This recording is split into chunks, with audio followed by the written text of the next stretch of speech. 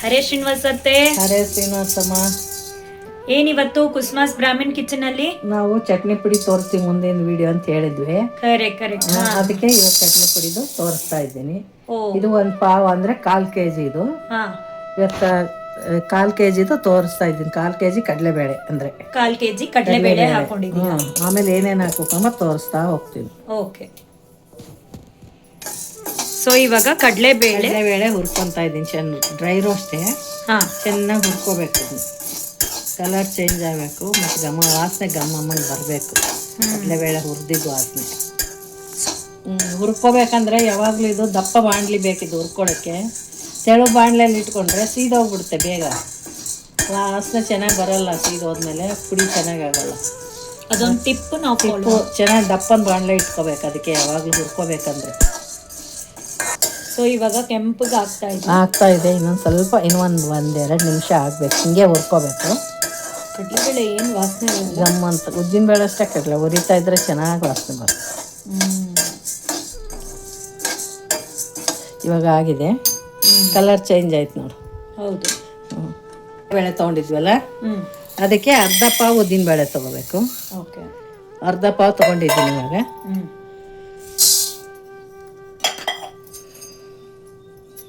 ಚಟ್ನಿ ಪುಡಿಗೆ. ಸೊ ಇದು ಕಡಲೆಬೇಳೆ ಚಟ್ನಿ ಪುಡಿ. ಕಡಲೆಬೇಳೆ ಚಟ್ನಿ ಪುಡಿ. ಒಂದು ಪಾವ್ ಕಡಲೆಬೇಳೆ ಇದ್ದರೆ ಅರ್ಧ ಪಾವ್. ಇದು 1 kg ಲೆಕ್ಕ ಅಂದರೆ ನಿನಗೆ 1 kg ಕಡಲೆಬೇಳೆ ತೊಗೊಂಡ್ರೆ ಅರ್ಧ kg ಉದ್ದಿನಬೇಳೆ ತೊಗೊಂಡು. ಇದು 1 ಪಾವ್ ತೊಗೊಂಡಿದ್ರೆ ಕಡಲೆಬೇಳೆ, ಅದಕ್ಕೆ ಅರ್ಧ ಪಾವ್ ಉದ್ದಿನಬೇಳೆ ತೊಗೊಂಡಿದ್ದೀನಿ. 1/4 kg ಕೊಬ್ಬರಿ ತೊಗೋಬೇಕು. ಒಣ ಕೊಬ್ಬರಿ kg ಲೆಕ್ಕ. kgಗೆ ಅರ್ಧ kg ಒಣಮೆಣಸಿನ್ಕಾಯಿ ತೊಗೋಬೇಕು. ಇದಕ್ಕೆ ಉಳಿಪುಡಿ ಸಾರಿನ ಪುಡಿಗೆ ಆದರೆ 1:2 ತೊಗೊತೀವಿ. ಇದಕ್ಕೆ ಹಂಗಲ್ಲ. ಇದಕ್ಕೆ 1 kg ಇದ್ರೆ ಅರ್ಧ ತೊಗೊಳೋದು ಅಷ್ಟೇ. ಗಿಟ್ಗ ಒಂದು ಎಷ್ಟು ಗ್ರಾಮ್ಸ್ ಇರ್ಬೋದು? ಇದು ಒಂದು 50 ಗ್ರಾಮ್ ಅದೇನಷ್ಟೇ. ಕೊಬ್ಬರಿ ಚಿಕ್ಕ ಬಟ್ಲು, ಇಷ್ಟು ಬಟ್ಲು ಕೊಬ್ಬರಿ ಬಟ್ಲು. ಇದು ಎಲ್ಲ ಬೇರೆ ಬೇರೆ ಹುರ್ಕೊಂಡು ಇನ್ನೊಂದ್ರ ಶಿಫ್ಟ್ ಮಾಡ್ಕೊ. ಇದು ಫಸ್ಟ್ ತರಿಯಾಗಿ ಮಿಕ್ಸಿ ಮಾಡ್ಕೋಬೇಕು. ಸ್ವಲ್ಪ ಅಲ್ಲ, ಅದಕ್ಕೆ ನಾನು ಮಿಕ್ಸಿಗೆ ಹಾಕ್ಕೊತಾ ಇದ್ದೀನಿ. ಜಾಸ್ತಿ kg ಲೆಕ್ಕ ಅಂದರೆ ನಿಮ್ಗೆ ಗಿರಣಿನಲ್ಲಿ ಹಾಕ್ಸ್ಕೊಂಬರ್ಬೋದು, ಮಿಲ್ ಮಾಡಿಸ್ಕೊಂಬರ್ಬೋದು. ಯಾಕಂದ್ರೆ ಅಷ್ಟಿಷ್ಟು ಇದರಲ್ಲಿ ಹಾಕ್ಲಿಕ್ಕೆ ಆಗಲ್ಲ ಮಿಕ್ಸಿಗೆ. ಅದಕ್ಕೋಸ್ಕರ ರವಾ ಥರ ಅಲ್ಲಿ ಹಾಕ್ಸ್ಕೊಂಬರಕ್ಕೆ ಫಸ್ಟು. ಆಮೇಲೆ ಇಲ್ಲೆಲ್ಲ ಬೇರೆ ಬೇರೆ ಈಗ ತೋರಿಸ್ತೀನಿ ಹುರಿದು ಇಟ್ಕೊತೀವಲ್ಲ, ಇದು ಮಿಕ್ಸಿಗೆ ಹಾಕಿ 2 ಮಿಕ್ಸ್ ಮಾಡಿ ಇನ್ನೊಮ್ಮೆ ಮಿಕ್ಸಿ ಹಾಕ್ಕೋಬೇಕು. ಓಕೆ. ಕಲಸಿದ್ಮೇಲೆ ಇವಾಗ ಕೊಬ್ಬರಿ ಹುರ್ಕೊತಾ ಇದ್ದೀನಿ. ಮತ್ತೆ ನಮ್ಮ ಸಾಂಬಾರ್ ಪುಡಿ, ರಸಂ ಪೌಡರು, ವಾಂಗಿಬಾತ್ ಪುಡಿಗೆ ಒಳ್ಳೆ ರೆಸ್ಪಾನ್ಸ್ ಸಿಗ್ತಾ ಇದೆ. ನಾವು ಹೇಳಿದ್ವಲ್ಲ, ಸೊ ಆರ್ಡರ್ಸ್ ಬರ್ತಾ ಇದೆ. ಅದಕ್ಕೆ ಥ್ಯಾಂಕ್ ಯು ಸೋ ಮಚ್. ಎಲ್ಲೆಲ್ಲಿಂದನೂ ಆರ್ಡರ್ ಮಾಡ್ತಾ ಇದ್ದಾರೆ. ಹೌದು, ಅದು ತುಂಬಾ ಖುಷಿ ಆಗ್ತಾ ಇದೆ. ನಾವು ಅಲ್ಲೆಲ್ಲ ರೀಚ್ ಆಗ್ತಾ ಇದೀವಿ ಅಂತ. ಹೌದೌದು.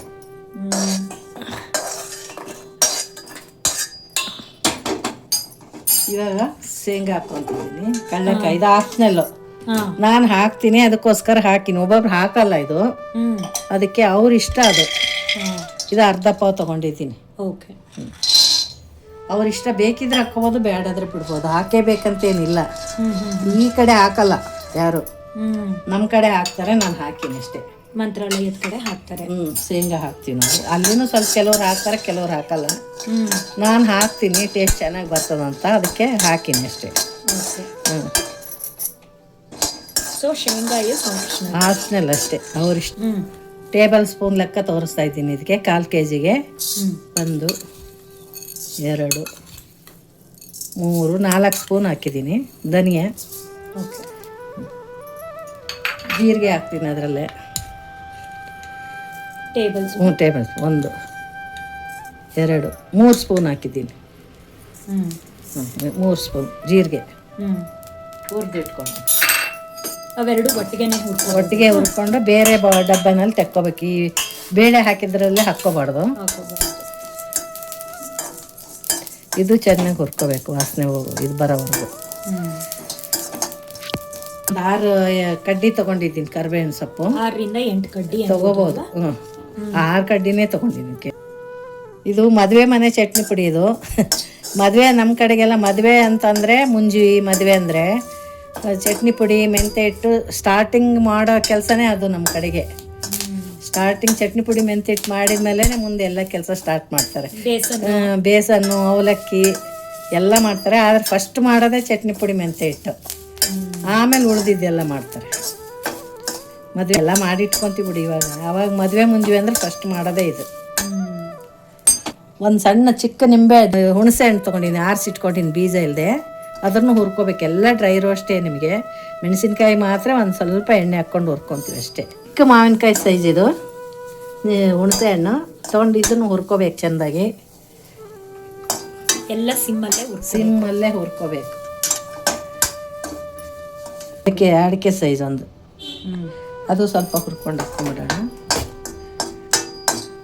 ಚಿಕ್ಕ ಅಡಿಕೆ ಸೈಜ್ ಹಿಂಗು ಆ ಹುಣಸೆ ಹಣ್ಣಿಂದು ನೋಡಿ ಹೆಂಗೆ ಕರ್ರ. ಆಮೇಲೆ ಇದಕ್ಕೆ ನಾನು ಇವಾಗ ಸುಮ್ಮನೆ ಇಷ್ಟು ಇಡೀ ಲೆಕ್ಕ ತೋರಿಸ್ತಾ ಇದ್ದೀನಿ ಕೈಯಿಂದ. ಅದಕ್ಕೆ 3 ಹಿಡಿ ಹಾಕಿದ್ದೀನಿ. 3 ಹಿಡಿ ಮೆಣಸಿನ್ಕಾಯಿ ಹಾಕಿನಿ. ಓಕೆ. ಸ್ವಲ್ಪ ಎಕ್ಸ್ಟ್ರಾ ಎಣ್ಣೆ ಹಾಕಿ ಹುರಿತೀನಿ ಇದು. ಯಾಕಂದರೆ ಚಟ್ನಿ ಪುಡಿ ಅಲ್ವಾ, ಖಾರ ಜಾಸ್ತಿ ಬೇಡ ಅದಕ್ಕೆ. ಸೊ ಇದು ಬ್ಯಾಡಗಿ ಮೆಣಸಿನ್ಕಾಯಿ, ನಾವು ಗುಂಟೂರು ಹಾಕಿಲ್ಲ. ಹಾಕಲ್ಲ. ನೀವು ಬೇಕಾದ್ರೆ ಹಾಕ್ಕೋಬಹುದು, ಅದು ಹಾಕ್ತೀನಿ, ನಿಮ್ಮ ಇಷ್ಟ ಅದು. ಅಷ್ಟು ಹುಣಸೆಹಣ್ಣಿಗೆ ಇಷ್ಟು ಬೆಲ್ಲ ತೊಗೊಂಡಿನಿ. ಚಟ್ನಿ ಪುಡಿಗೆ ಒಂದು ಚಿಕ್ಕದು ಒಂದು 50 ಗ್ರಾಮ್ ಇದೆ ಇದು ಬೆಲ್ಲ. ಓಕೆ, 50 ಗ್ರಾಮ್ ಇದೆ ಬೆಲ್ಲ. ಇದು ಕೆಜಿ ಲೆಕ್ಕಾದ್ರೆ 1/4 kg ಬೆಲ್ಲ ಬೇಕು ನಿಮಗೆ. ಓಕೆ, ಇದು 50 ಗ್ರಾಮ್ ಹಾಕಿದ್ದೀನಿ ಈಗ ಇದರಲ್ಲೇ. ಎಲ್ಲ ಬೆಲ್ಲನೇನು ಹುರ್ಕೊಳ್ಳೋದು ಇಲ್ಲ, ಮಿಕ್ಸಿಗೆ ಹಾಕೋಬೇಕಷ್ಟೇ. ಎಲ್ಲ ಸೇರಿ ಮಿಕ್ಸಿಗೆ ಹಾಕೋಬೇಕು. ಓಕೆ.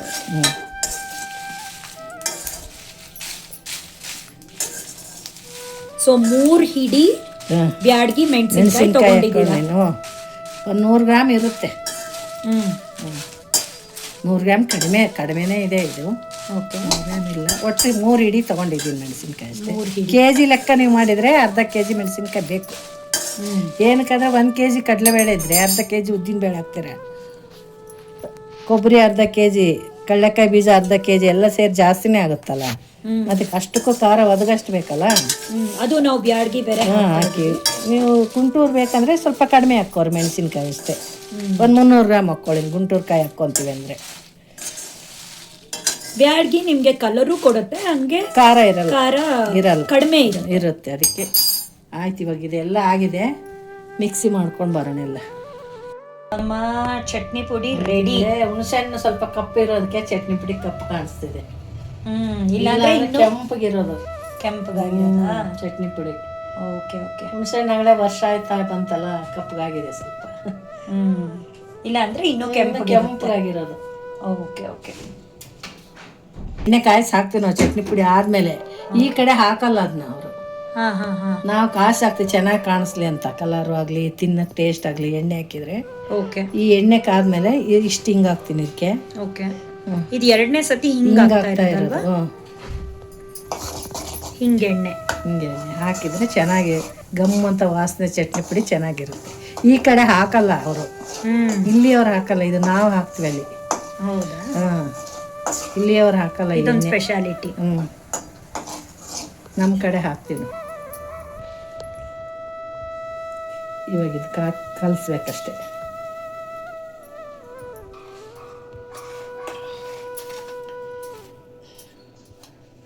ವಾಸನೆ ನೋಡಿ ಹೆಂಗೆ ಬರುತ್ತೆ, ಹಿಂಗೆ ವಾಸನೆ. ಹೌದು, ಘಮ್ ಅಂತ ಬರ್ತಾ ಇದೆ. ಅದಕ್ಕೆ ನಾವು ಹಿಂಗೆ ಎಣ್ಣೆ ಹಾಕ್ತೀವಿ ಚಟ್ನಿ ಪುಡಿಗೆ. ಮತ್ತು ಕಲರು ಚೆನ್ನಾಗಿ ಬರುತ್ತೆ. ಇಲ್ಲಿ ಕಲರೇ ಇರೋದಿಲ್ಲ, ಒಂಥರ ವೈಟ್ ಇರುತ್ತೆ ಚಟ್ನಿ ಪುಡಿ. ಎಷ್ಟೊಂದು ಜನ ಅದೇ ಹೇಳ್ತಾರೆ, ವೈಟ್ ಇರುತ್ತೆ ಚಟ್ನಿ ಪುಡಿ ಅಂತ. ಅದೇ ಏನ್ ಗಮ್ ಅಂತ ಇದೆ, ಅದಕ್ಕೆ ತುಂಬಾ ಚೆನ್ನಾಗಿದೆ.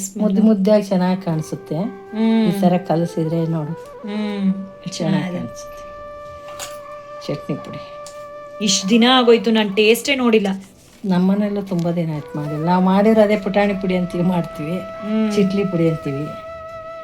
ಇದು ಕಡಿಮೆ ಮಾಡೋದು ಬೇಳೆದು, ತೋರ್ಸಕ್ಕೋಸ್ಕರ ಇವಾಗ ಮಾಡಿದ್ದೆ. ಅದೇ ಅಲ್ಲ ಜಾಸ್ತಿ ಯೂಸ್ ಆಗೋದು ನಮಗೆ. ಹೌದು, ನಮ್ಮ ಅಮ್ಮನೂ ತುಂಬಾ ಚೆನ್ನಾಗಿ ಮಾಡ್ತಾರೆ ಚಟ್ನಿ ಪುಡಿ. ಇವಾಗ ರೆಡಿ ಆಗಿದೆ ಈಗ ಚಟ್ನಿ ಪುಡಿ.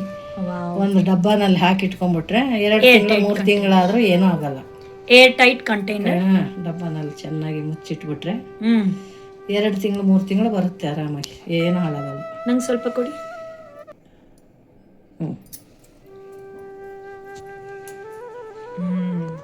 ಅನ್ನ, ಚಪಾತಿ, ದೋಸೆ, ಇಡ್ಲಿ ತುಪ್ಪ ಹಾಕೊಂಡು ತಿಂದರೆ ಇನ್ನೂ ಚೆನ್ನಾಗಿರುತ್ತೆ. ಇಡ್ಲಿ ದೋಸೆಗೆ ಹುಳಿಯಾಗಿದೆ, ಖಾರ ಖಾರ ಇದೆ. ನಿಮಗೆ ಸ್ವಲ್ಪ ಹುಳಿ ಮುಂದೆ ಇದೆ ಅನಿಸಿದರೆ ಸ್ವಲ್ಪ ಇನ್ನೊಂದು ಸ್ವಲ್ಪ ಬೆಲ್ಲ ಹಾಕ್ಕೊಳ್ಳಿ. ಪುಡಿ ಇರುತ್ತಲ್ಲ, ಬೆಲ್ಲದ ಪುಡಿ ಹಾಕ್ಕೊಂಡು ಬ್ಯಾಲೆನ್ಸ್ ಮಾಡ್ಕೊಳ್ಳಿ. ಯಾಕಂದ್ರೆ ನಮಗೆ ಹುಣಸೆ ಹಣ್ಣಿನ ಅಳತೆ ಸ್ವಲ್ಪ ಒಂದೊಂದು ಹುಣಸೆ ತುಂಬ ಜಾಸ್ತಿ ಹುಳಿ ಇರುತ್ತೆ, ಒಂದೊಂದು ಹುಳಿ ಇರಲ್ಲ, ಹಂಗಾಗಿ ಗೊತ್ತಾಗಲ್ಲ. ಸ್ವಲ್ಪ ಬೆಲ್ಲ ಹಾಕ್ಕೊಂಡು ಬ್ಯಾಲೆನ್ಸ್ ಮಾಡ್ಕೊಳ್ಳಿ ಅಷ್ಟೇ. ಬೇಡ ಅಂದರೆ ಹುಳಿನೇ ಇಲ್ಲಂದರೆ ಚೆನ್ನಾಗೇ ಇರುತ್ತೆ. ಮದುವೆ ಮುಂಜುವೆ ಮನೆಗಳಲ್ಲಿ ಮಾಡೋಂಥ ಚಟ್ನಿ ಪುಡಿ ರೆಡಿಯಾಗಿದೆ. ನೀವು ಮಾಡ್ಕೊಳ್ಳಿ, ಹೇಗಿದೆ ಅಂತ ತಿಂದು ನೋಡಿ ಕಾಮೆಂಟ್ ಬಾಕ್ಸಲ್ಲಿ ಹಾಕಿ ಮರಿಬೇಡಿ. ಯಾರು ನನ್ನ ಚಾನಲ್ಗೆ ಸಬ್ಸ್ಕ್ರೈಬ್ ಆಗಿಲ್ಲ ಅಂದರೆ ಹೊಸ್ದಾಗಿ ಸಬ್ಸ್ಕ್ರೈಬ್ ಆಗಿ, ಲೈಕ್ ಮಾಡಿ, ಹೀಗೆ ನನ್ನ ಚಾನಲ್ ಬೆಳೆಸಿ. ಎಲ್ರಿಗೂ ಹರೇ ಶ್ರೀನಿವಾಸ. ಮುಂದೆ ಬರೋದು ಹುರಿಗಡ್ಲೆ ಪುಡಿ, ಚಟ್ನಿ ಪುಡಿ. ನಾವು ಚಿಟ್ಲಿ ಪುಡಿ ಅಂತೀವಿ, ನೀವು ಹುರಿಗಡ್ಲೆ ಅಂತೀರಿ. ಚಟ್ನಿ ಪುಡಿ, ಹುರಿಗಡ್ಲೆ ಚಟ್ನಿ ಪುಡಿ. ಸೊ ಫುಲ್ ವಿಡಿಯೋ ನೋಡಿ ಅದನ್ನ ಶೇರ್ ಮಾಡಿ, ದಯವಿಟ್ಟು ವಿಡಿಯೋಸ್ನ ಶೇರ್ ಮಾಡಿ. ಸೊ ದಟ್ ನಮ್ಗೊಂದು ಮೋಟಿವೇಶನ್ ಸಿಗುತ್ತೆ. ಮತ್ತೆ ಇದ್ರದ್ದು ಚಾನಲ್ದು ಉದ್ದೇಶನೇ ಎಲ್ಲ ತೋರಿಸೋದು. ನಿಮ್ ನಾಲೆಡ್ಜ್, ನಮ್ಮ ಅತ್ತೆಯಲ್ಲಿ ಇರೋಂಥ ನಾಲೆಡ್ಜ್ನ ಟ್ರಾನ್ಸ್ಫರ್ ಮಾಡೋದು ಅಷ್ಟೇ. ಸೊ ಯಂಗ್ಸ್ಟರ್ಸ್ಗೆ ಯಾರ್ಯಾರಿಗೆ ಬರೋದಿಲ್ವೋ ಅವರು ಟ್ರೈ ಮಾಡಿ. ಸೊ ನಾವು ಅದಕ್ಕೇನೆ ಸ್ಟೆಪ್ ಬೈ ಸ್ಟೆಪ್ ಇದು ಕಲಿಸ್ಕೊಡ್ತಾ ಇದ್ದೀವಿ. ಹೌದು.